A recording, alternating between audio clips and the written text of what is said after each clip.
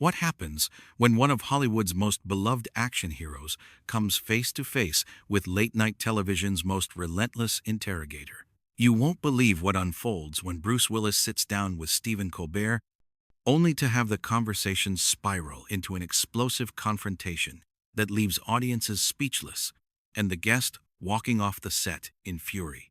Before we get into this incredible story, make sure you hit that subscribe button and drop a comment below, because you're not going to believe what unfolds when these two titans clash in what becomes one of the most dramatic exits in late-night television history. The tension was palpable from the moment Bruce Willis walked onto the Late Show stage. What should have been a celebration of his legendary career quickly transformed into a minefield of uncomfortable questions and barely concealed hostility. Colbert, known for his sharp wit and political commentary, seemed determined to push buttons that perhaps should have remained untouched. The conversation began innocuously enough, with Colbert welcoming Willis with his trademark grin. "Bruce Willis, everybody! The man who saved the world more times than we can count," Colbert announced to thunderous applause. Willis, sporting his characteristic smirk, waved to the audience and settled into the guest chair with the confidence of someone who had conquered Hollywood for decades. However, the atmosphere shifted dramatically when Colbert steered the conversation toward Willis's recent career choices and the direct-to-video films that had dominated his later work. "Bruce, I have to ask," Colbert began with that familiar glint in his eye. "You've made over 20 movies in the past few years that most people have never heard of. Are you just collecting paychecks at this point?" The audience grew uncomfortably quiet as Willis's expression hardened.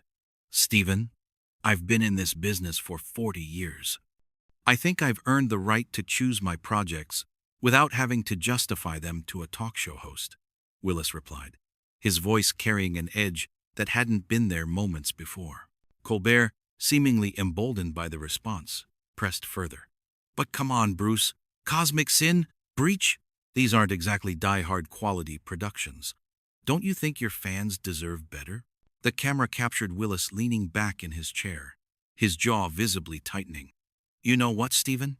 Not every actor can afford to be as selective as someone who sits behind a desk making jokes for a living. Some of us actually work for a living." The studio audience shifted nervously as the exchange grew more heated. Colbert, never one to back down from confrontation, doubled down on his approach.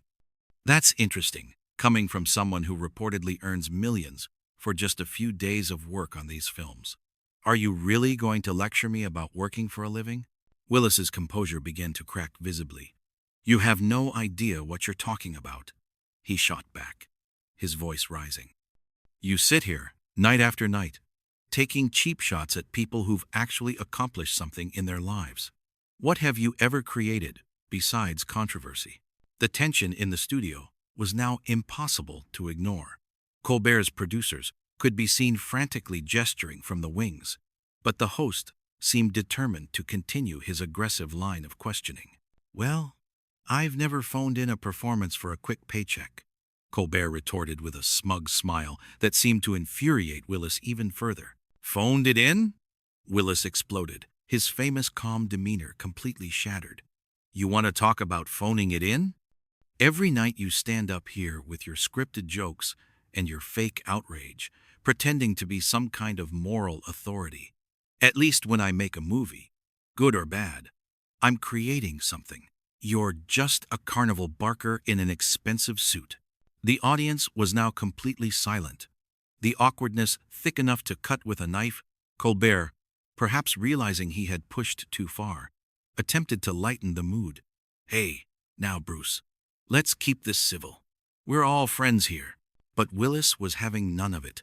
Standing abruptly from his chair, he fixed Colbert with a withering stare. "Friends? You ambush me with this garbage and then want to play the 'we're all friends' card? I've dealt with real tough guys, Stephen, and you're not one of them.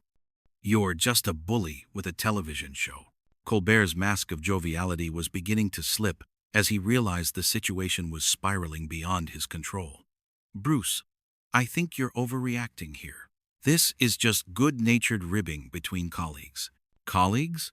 Willis laughed bitterly. I wouldn't call someone who makes a living tearing down other people's work a colleague. You know what your problem is, Stephen? You've never had to put yourself on the line creatively. You've never had to risk failure the way actors do. You just sit here and snipe from the sidelines like some wannabe critic who never had the guts to try. The confrontation reached its boiling point when Colbert, his own temper finally showing, snapped back. At least I don't embarrass myself in bottom-tier action movies that go straight to streaming platforms nobody watches.